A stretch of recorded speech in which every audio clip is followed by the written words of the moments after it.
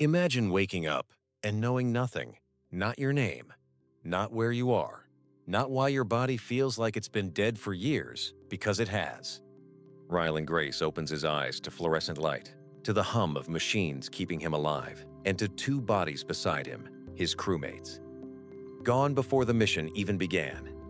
He is alone, completely, impossibly alone, hurtling through interstellar space aboard a ship he doesn't remember boarding, carrying the weight of a world he doesn't remember leaving.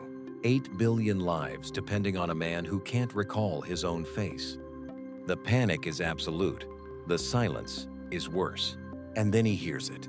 A sound, rhythmic, deliberate, coming from outside the hull. Something, in this frozen emptiness between stars, is knocking. And for the first time, Ryland Grace feels something other than fear. He feels wonder. There, hanging in the void beside his ship, is something that shouldn't exist. Not an asteroid, not debris.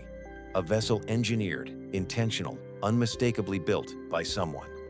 Ryland Grace stares through the viewport, and every assumption humanity ever made about being alone in the universe shatters in a single heartbeat.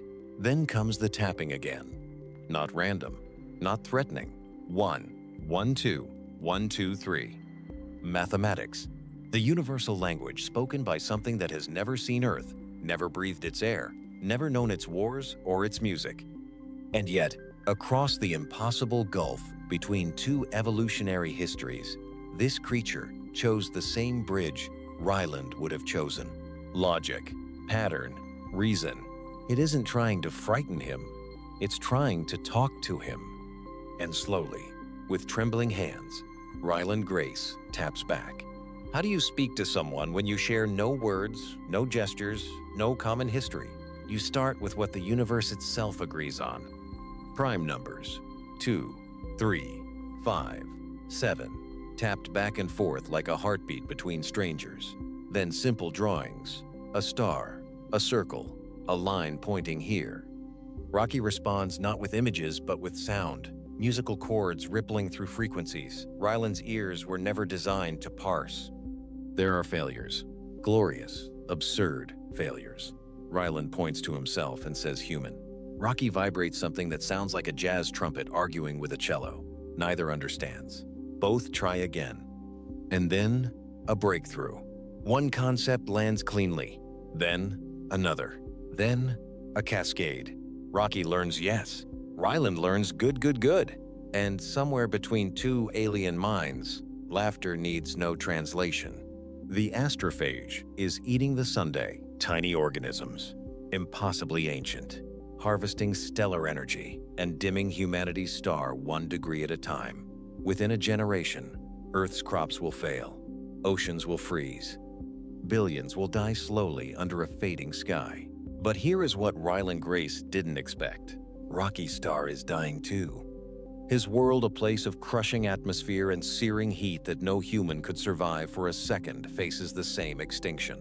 Different biology, different civilization. The same creeping darkness swallowing everything they love. They weren't sent to find each other. They were sent to find answers. But the universe, in its brutal elegance, made those answers impossible to reach alone. One man, one alien, two dying worlds.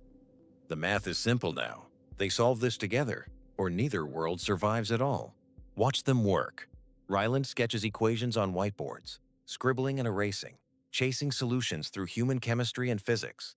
Rocky answers with Iridian engineering, xenonite structures grown from biological processes humanity hasn't dreamed of yet, materials stronger than steel forged without a single factory. They argue, constantly. Rocky clicks disapproval at Ryland's reckless shortcuts. Ryland groans at Rocky's obsessive caution. But beneath every disagreement lies something remarkable, absolute respect. Rocky cannot survive in Ryland's atmosphere. Ryland would be crushed in Rocky's. So they build a tunnel between their ships, a bridge between worlds, pressurized and imperfect, and entirely improvised.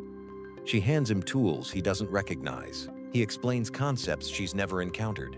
And piece by piece, two civilizations that never should have met retrofit a dying spaceship into something that might save everyone. The hull breach comes without warning. Alarms scream through the Hail Mary as atmosphere vents into the void. Ryland's ship is dying, and the patch requires work on the exterior in the killing cold of space, in conditions no human suit was designed to endure for long. Rocky doesn't hesitate. He builds a seal from xenonite, secreted from his own body, burning through biological reserves he cannot replenish. It will cost him. Ryland knows this. He begs Rocky to stop, to find another way.